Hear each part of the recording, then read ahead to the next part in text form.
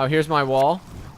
Did you like that, hero? You can see that it doesn't cover the whole space in terms of the big areas, but it definitely... Look, this guy has no mouth. Why is that? That bothers me.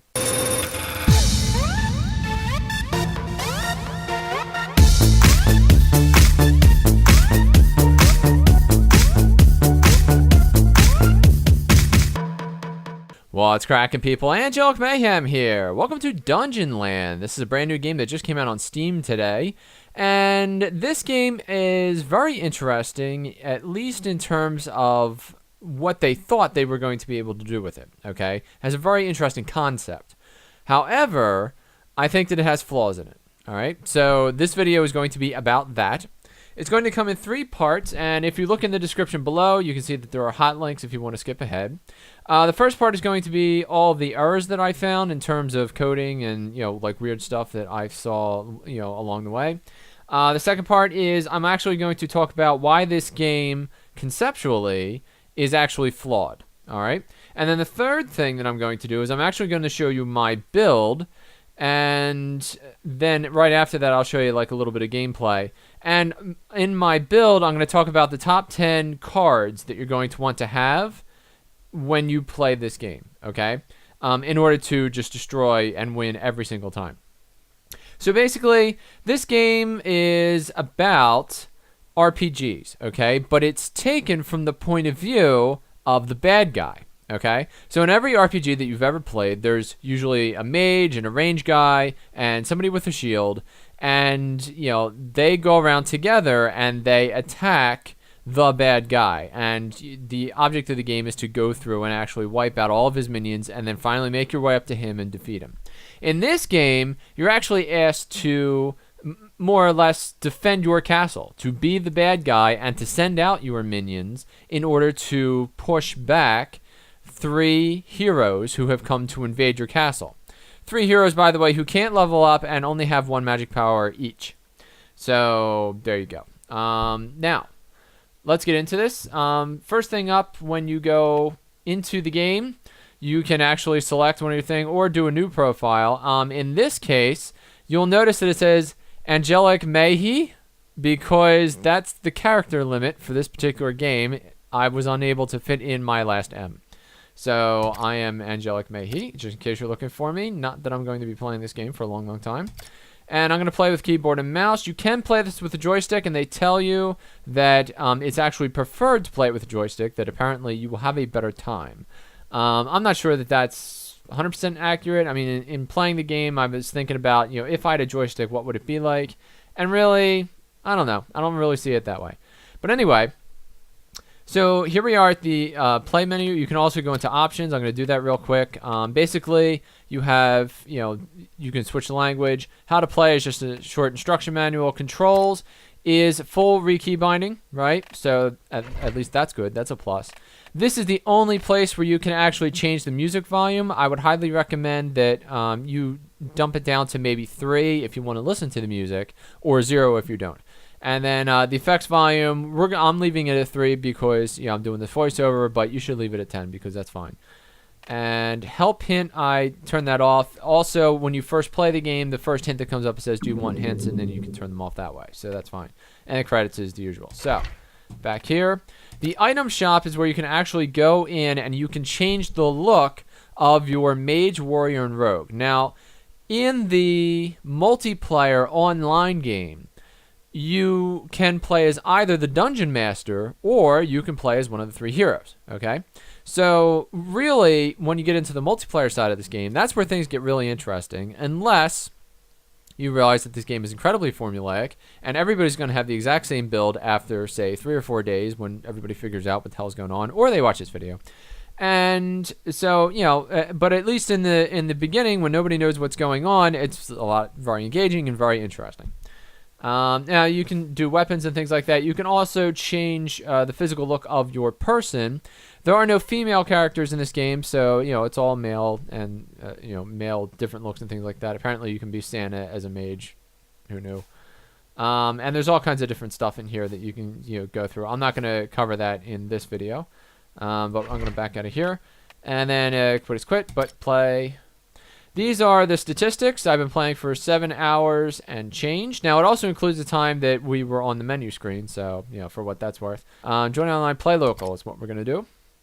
There are 2 modes. These other ones you have to buy. Obviously, I'm not going to do that. DM Tower is the mode that I was just talking about, where it's you and 2 other robots are the heroes, and you're trying to climb up the tower, but you get roasted by, you know, hundreds and hundreds of creeps.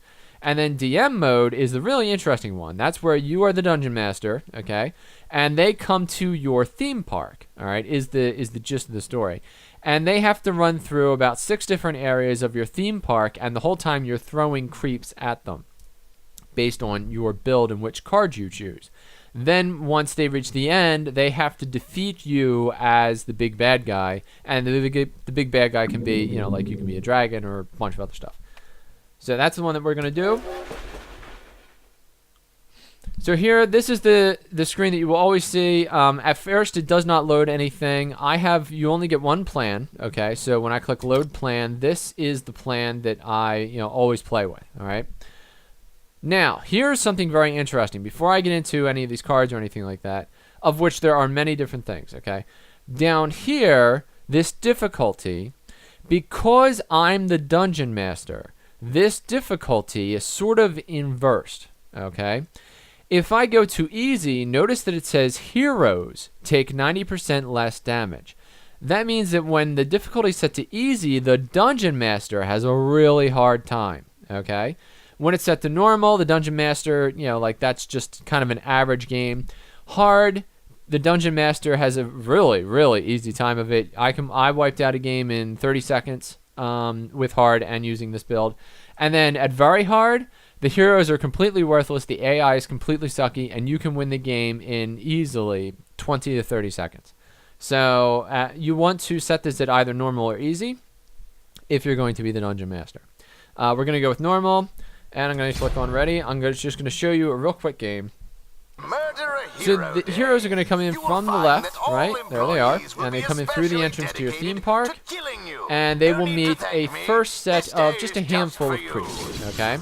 Now, at any time, you can use one of these 6 cards and to augment what's happening here on the screen. So if I want, I can take these imps, throw them out here, and then they can go and attack the heroes who are coming in. You cannot throw anything down where these gold circles are. They are obviously the sphere of influence for the heroes, and you can't just drop something right on top of the heroes. They have to at least have the chance to wipe them out, which I think is a very good mechanic. There's all kinds of different things, you know, that these things do. I'm not going to get into what each of them does yet, but I am just going to show you what one game kind of looks like, and then I'll take you back and show you the load screen. So this is launch day, okay? As far as Steam is concerned, I started playing it. I've been playing for 8 hours, and I found a bunch of things that have happened that are programming mistakes. There's little stuff and there's big stuff. First of all, the number one thing that I think is most definitely broken is that you have one of these cards can be a wall, okay? When you throw up the wall, it, you know, like literally goes across this path. But if the heroes come up and are pushing up against the wall, then they can actually shoot through it and kill off your creeps. That's definitely either bad programming or just an oversight or something. I don't know what was happening there. But I mean, literally, they were wiping out my guys, and then your guys can't get to them. So now you've just wasted all your cards and your mana and et cetera, you know, so that's a big thing. So that was my number one complaint. The game has crashed on 3 separate occasions. At no time was I recording during any of those, so it's definitely during the course of gameplay, just something happens where I get a little message that says that there was a dump of the memory, and then you know, the game just craps out. So that's a shame. Your evil bar is almost full. You have enough mana for spells. So while you're playing, okay, occasionally you'll have so many of your creeps going that you can pin one of these guys against, you know, the wall, and they'll literally surround him and just begin wiping him out. Okay, I'm dropping a bomb. So when that happens, occasionally one of the heroes will hop out of bounds and just be wandering around out here. Okay, which is a real problem because if he's aggroed your creeps will stand at the wall staring at him while he's out here, and then they can get wiped out from behind. So that's another flaw that I'm not entirely sure. Like, I'm not entirely sure if there has to be like a space here, or if they literally can go through walls, or what the situation is. But that was a problem. There's one of the cards, one of the creeps that you can use is called a Phoenix. Phoenix is either broken or was programmed by the dumbest person ever in history. The Phoenix will literally commit suicide over and over again. Its thing is that it uses its eyes to throw out these laser beams, and if the laser beam hits one of these guys, it will stun them. When left perfectly alone and having a clean shot at a guy who's pinned against the wall, it will miss, I would say, maybe half the time. And it will just frequently, very frequently, run directly at the bad guys and stand right next to them and get wiped out. It's literally a tiny flying creature, and it can only take maybe like 3 or 4 hits. So, you know, as you can imagine, that's a problem. And so that covers, I think, all the technical stuff that came up. Now at this point, what I'm doing is I'm allowing these guys to go through the entire area so that we can get to the end, and then I can show you what the final boss is. In this case, my final boss is going to be, which is a shame actually, because this card here, these 2 resurrection towers, I could literally win the game right here and now. But my final boss in this case is going to be a dragon, and he spews out fire and things like that, which is a lot of fun. So I'll show you what that looks like. There are mines. These mines, when you drop them here, as these guys run over top, they will explode. And it's a time mine, so it's actually better if you have a freeze area of effect. You can drop that here, and then as they run through the mines, they'll hit the freeze in place, and then the mines will go off and you know, do some serious damage. Drop another bomb. The bomb will do a slight amount of damage, but more importantly, it will drive a guy out of the area, so that's a good way to save some of your creeps if you're in a problem. This is a resurrection tower. I'm going to get into which cards are the best or not, but this is one of the best cards, and when you drop a resurrection tower, it will heal, it'll bring back to life any creep that dies in the area. And actually, its AoE is humongous. Spell's so ready really for cool. you, master. This is the end area. This is another flaw. When they go in this area, there's nothing that you can do, even though your cards respawn at that point. Here I am, I'm dragon. The other dragon? Alright, so you can jump up and down. You can crash with your wand like that. You can do, turn around, do a space bar where you actually leap and then flame the entire area. If I hit the E key, that will allow me, now with the mouse, I can control where the fire's going, and I can light some of these guys up. Of course, turning your head apparently is a big deal.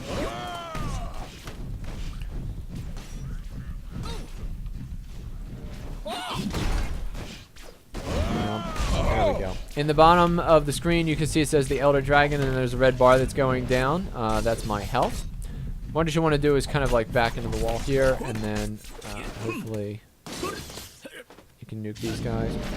Now, at some point here, the game will spawn like a fiery area around the perimeter, and that's where you kind of, you know, you end up killing them easily.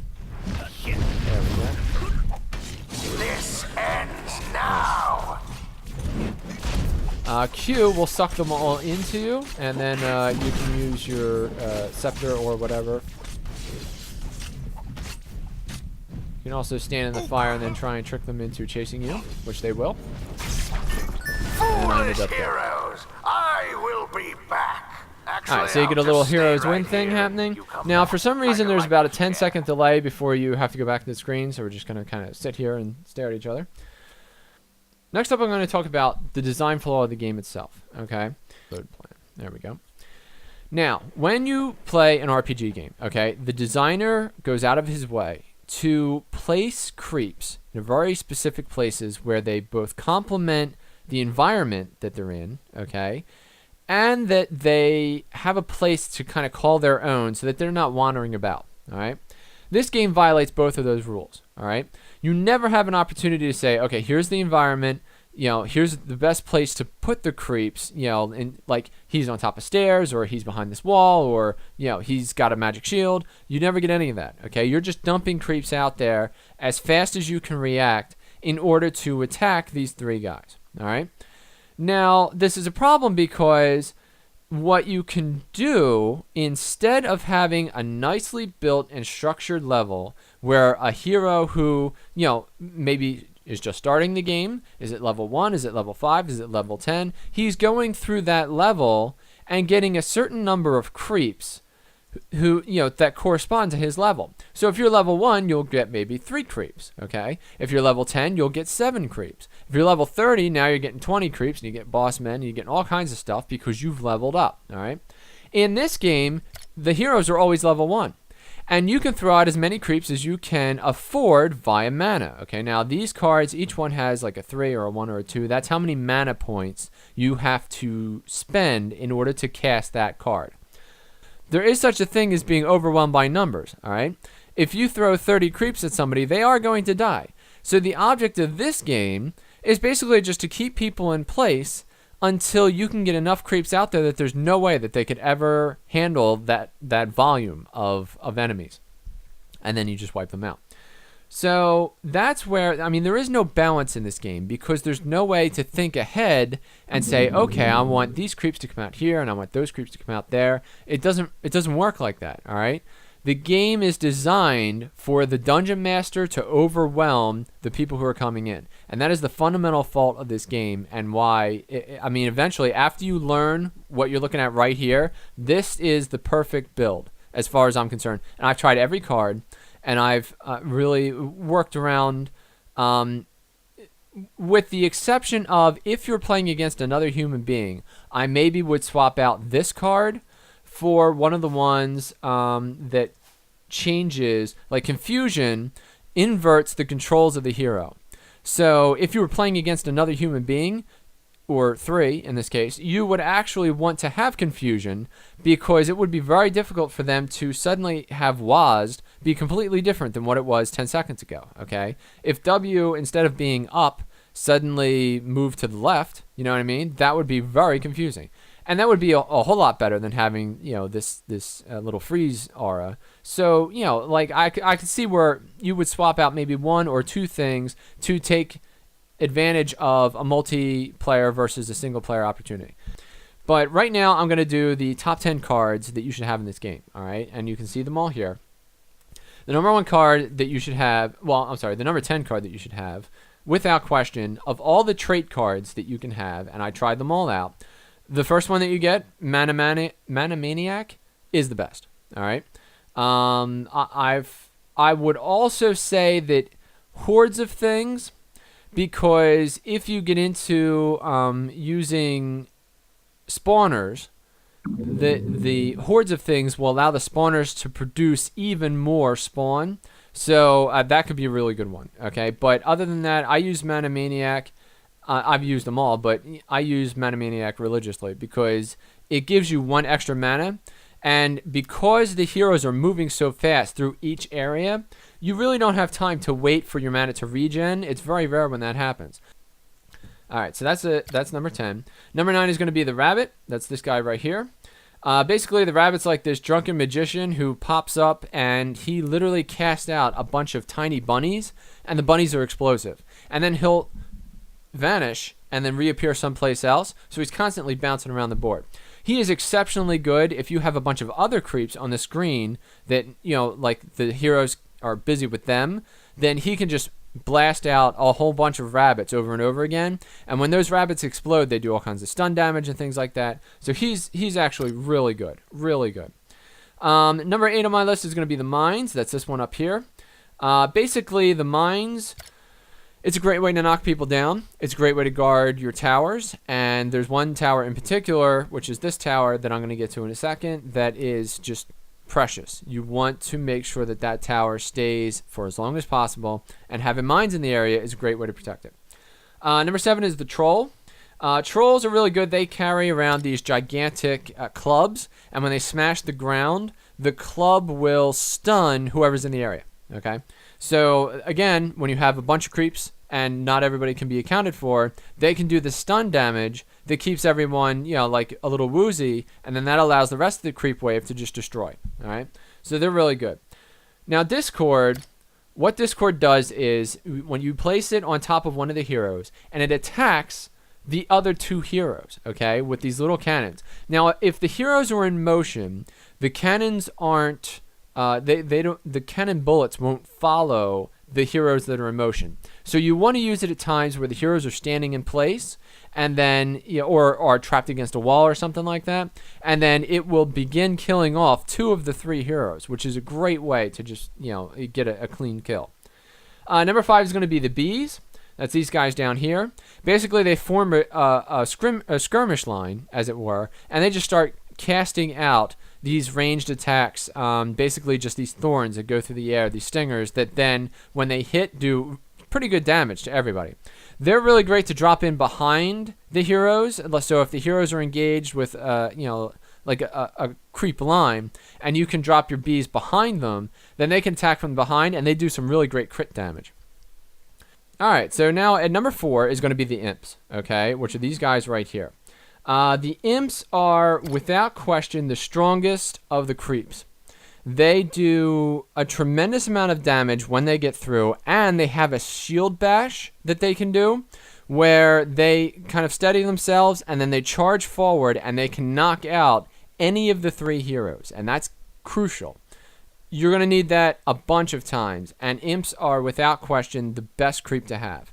They also are fully armored, so they take a long time to wipe out. So that's a great opportunity for you to, build up a little bit of mana at certain times, and it also will allow you, like whenever one of these towers regens one of these imps, then they have to start all over again, killing the guy. So it's a great way to freeze the heroes in place while they have to deal with your, with your crazy imp line.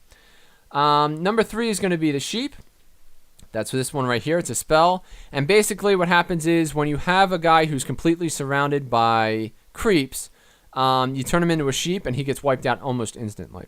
This is especially crucial for the warrior, okay, who has this gigantic shield, and he can sit behind his shield, and if he presses up against a wall, it takes forever to kill him. You turn him into a sheep and he gets wiped out instantly. So the sheep, I would say, is definitely the 3rd best thing to have in the game.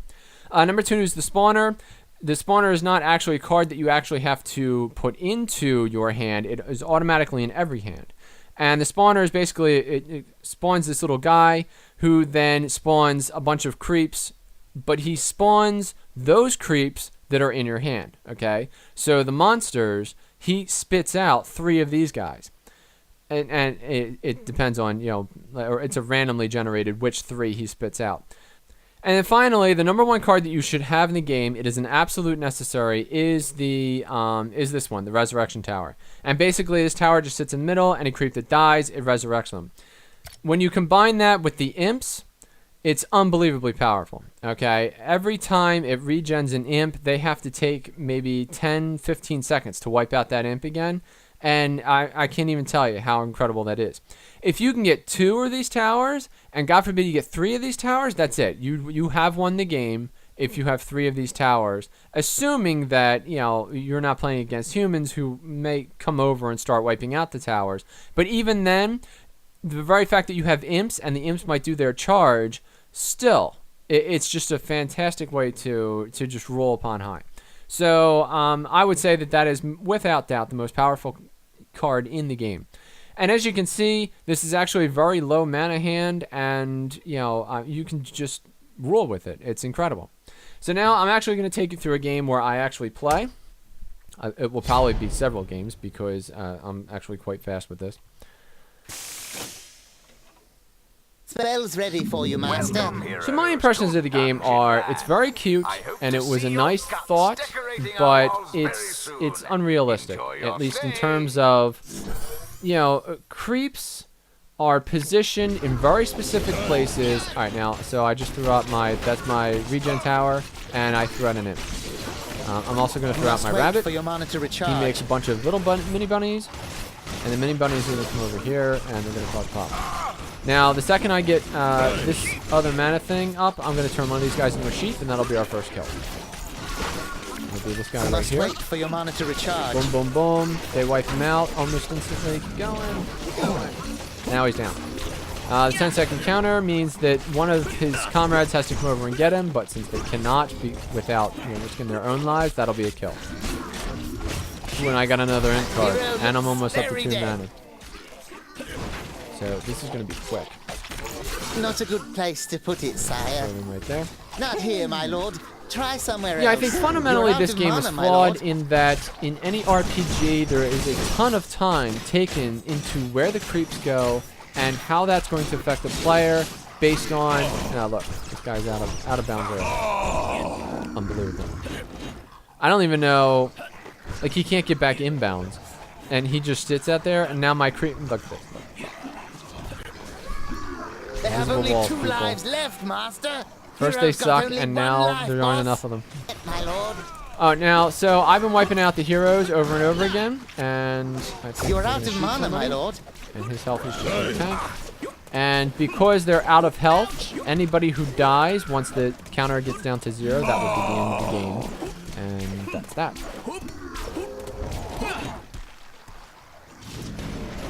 Sadly, you can't do anything with the options, so you can't turn down or turn up the music or anything like that. So, there's nothing you can do there. Look at this. Oh, here's my wall.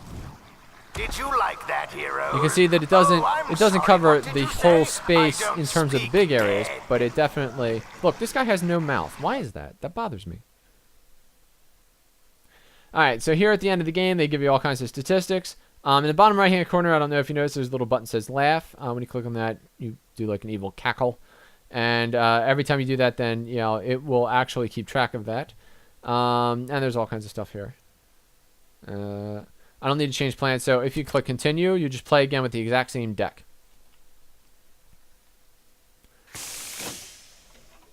Boss, we've got Welcome. spells ready. Now, at the beginning of the game, when you first start playing, you don't have access to all the cards. Look at this. 3 resurrection towers. Are you kidding? Now, this is going to be disgusting. Alright, so I'm going to throw out my imps, and then I'll wait for my second resurrection tower, and then I'll show you what curse does. When you first start the game, you don't have access to all the cards, so it is interesting, at first at least, to try to unlock everything until you get to the point where you have the build, and then you can just you win the game in 2 minutes, 3 minutes, depending upon the difficulty that you choose. All right, so we're gonna do this.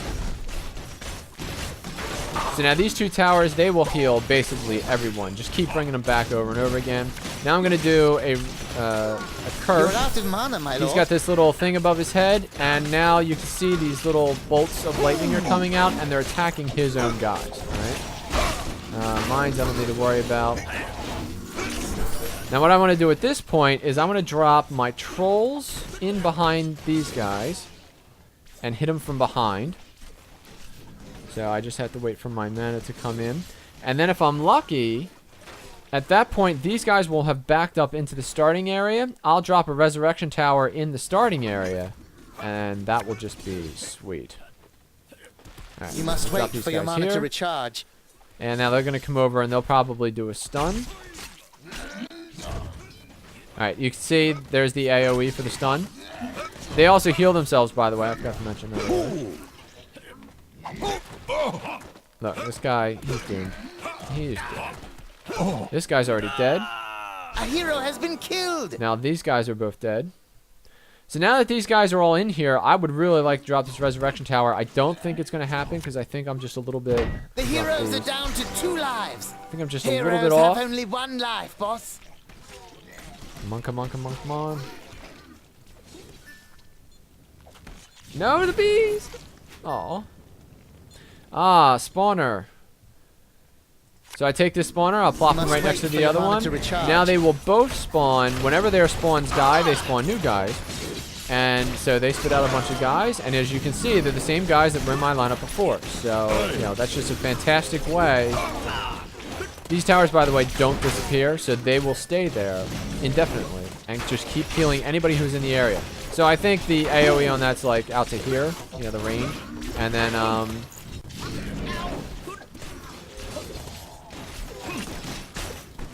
Evil meter at 50%, my lord. You must wait for your If I can mana to set this up. recharge. I don't think that they'll come back here for that. I think they'll keep pressing forward. And then if I can, I'll drop the stalkers here.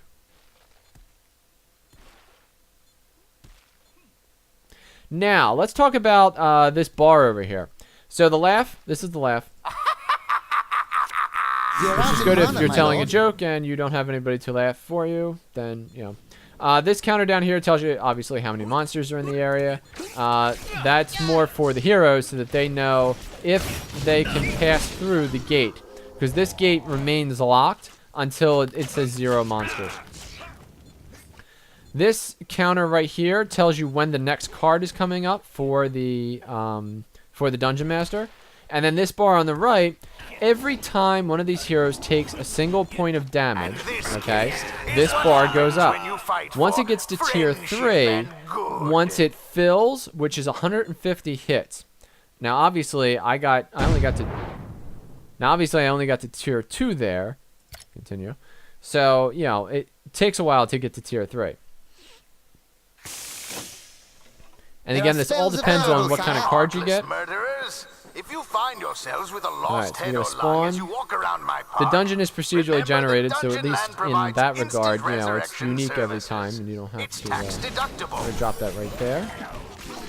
And I'm gonna turn that guy into a sheep. And I'm just going to use up my mines.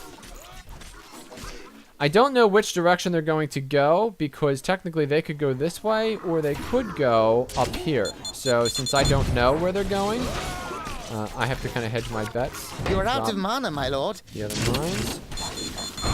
A freeze in the area would be really nice, because again, it would freeze the guy and then blow him up, which is really sweet. Get a capper going. 1 second, now I get a card. I've got imps, but at this point, if they come down here, I might drop the imp, but if they go up the other way, and they did. Oh, sweet. Okay. There. We have to wait And I'll for just more drop that cards. right there, because I know that they have to leave this way, so they'll trip it on the way out. So once this gets to tier 3, okay, and it gets to, I believe it's 150 or 140, it will fill all the way up, and then it will give you 2 very special cards, okay, that are only available once you fill up this meter. The first card, drop this, and we'll drop him, and we'll do the other one as well. So now he's attacking him and him, and he's attacking him and him, so they're doing all kinds of damage to themselves. And I'm going to drop a wall between them. You're out of mana, my lord. Now, one of the things that I forgot to mention earlier is that these towers, even though they're tall and are shooting from the top, if you put this wall right here, they can't see. He can't see what's happening over here because of this tiny piece of wall. That's ridiculous, okay? So there's no line of sight coming out of the eyeball that says, oh, I can see him. It's just, you know, this wall is in the way. So technically, I screwed up by putting that there. So they're coming down this way. Let me throw out the rabbit. You're out of mana, my lord. And then I'll wait on that. So, the 2 cards that are over here, the first card, which is down the bottom, costs 4 mana points, okay? So when that happens, you want to make sure that you have some mana. The 4.1 takes a bunch, I would say 24 guys. A complete random assortment of all the minions that you have in your deck, and spits them out, okay? So you get this gigantic army that just comes in and just goes to town on these guys. Most of those guys, because I have an imp, are going to be imps. And that's just sweet, man. I mean, the damage is just out of control. There are spells available, sire. Now I'm going to drop this guy behind. I'm also going to do the stalkers behind and the trolls behind. So now they're getting hit from the front and they're getting hit from behind. I may be able to get a kill with this. Max. Alright, so here's the first one. 4 point is to spawn a gargantuan horde of enemies. And then the second one drops this huge monster, okay? So those are your choices. I'm going to let this count down to till I get this horde, and then I'll show you how that works. In the meantime, you can see hitting them from both angles has severely limited what they're able to do. And actually, I might just I'll sheep one of them. Confirmed hero kill, boss. I'm averaging about 3 to 4 minutes a game. It depends entirely on the random, assortment of cards that you get. Obviously, that first game I was able to wipe them out incredibly quickly. This one is going to be a little bit longer. Not that I couldn't, keep going, but in this case, I want to actually do the horde. I have only 2 lives left, Master. All right, so this guy's injured. Uh-oh. Well, we're probably not going to see the horde because they've already died. Here, I'll just spit it out. Boom. So I got 3 imps, 4 bees, and 2 of these jobbies. 3 of these jobbies right here. So, I mean, that's a lot of firepower all hitting at the same time, So obviously, being the being the dungeon master in this game is just, there's a huge advantage to you, okay? Especially since the heroes in the game, they only have maybe like, each of them only has 1 piece of magic, but like they have like nothing to them, you know what I mean? Like one guy is the tank, and he's just good at standing there, and then the other 2 are kind of like these range guys who one of them spits out fire, and then the other one has these daggers. Now, granted, the dagger guy, he can throw his daggers through the fire and they become flaming daggers, so I get that. But, that's it. That's all they have. For all intents and purposes, it's a nice game. It is, but I think that fundamentally it's flawed, and I think that it's very rote. Other than they're changing the dynamics of the cards and tweaking it a little bit here and there, I really don't see where this game has any sort of long replayability. I think that eventually what you're going to see are people are going to realize what the best build is if you're going to be the dungeon master, and they'll just keep doing it over and over again, and the heroes will have nothing to do. And my proof of that would be if you play local, if you play in the tower, okay, you'll see that in action. You'll see just hordes and hordes and hordes and hordes and hordes and hordes of guys, and you have no chance to level up, and you have no chance to carry anything. There's no inventory for you, so you can't stock up on health. You can't stock up on power, and there's no buffs, there's no nothing. You're just these 3 random guys who wandered into the wrong place. So I think that that's the fundamental flaw of the game. I mean, I hope that doesn't upset too many people. But then again, it's a free game, and it was a noble thought. I mean, somebody's probably sitting around one day and said, "Hey, I wonder if we could play the game from the point of view of the bad guy," and that's clever. But I think fundamentally, it's just flawed. So that's my opinion. Thank you for watching this video. I hope you enjoyed this video, and if you did, please click the like button or subscribe to my YouTube channel for more content like this in the future. I'm Angelic Mayhem, and I'll see you next time.